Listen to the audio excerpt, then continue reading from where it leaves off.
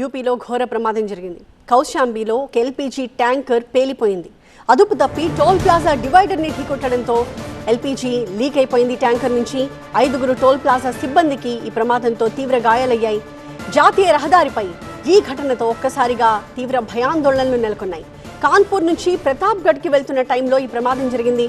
అగ్నిమాపక సిబ్బంది, పోలీసులు వెంటనే ఘటనా స్థలానికి చేరుకుని మంటల్ని అదుపు తీసుకొచ్చే చర్యలు ప్రారంభించారు.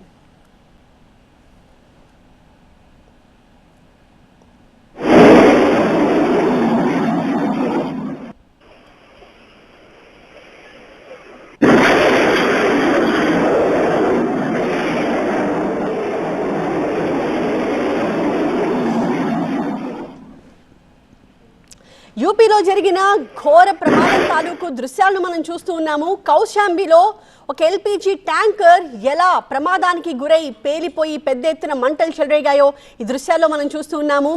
ఆ ట్యాంకర్ టోల్ ప్లాజా మీదుగా దాటి ముందుకు వెళ్లే ప్రయత్నంలో ఒక్కసారిగా అక్కడ ఉన్న డివైడర్ని ఢీకొట్టడంతో ఒక్కసారిగా ప్రమాదం సంభవించింది. దీంతో అందులో ఉన్న ఎల్పీజీ గ్యాస్ అంతా కూడా వెంటనే లీక్ అయిపోయి ఆ పరిసర ప్రాంతాలు మొత్తానికి కూడా స్ప్రెడ్ అయిన దృశ్యాలు చూస్తూ ఉన్నాము.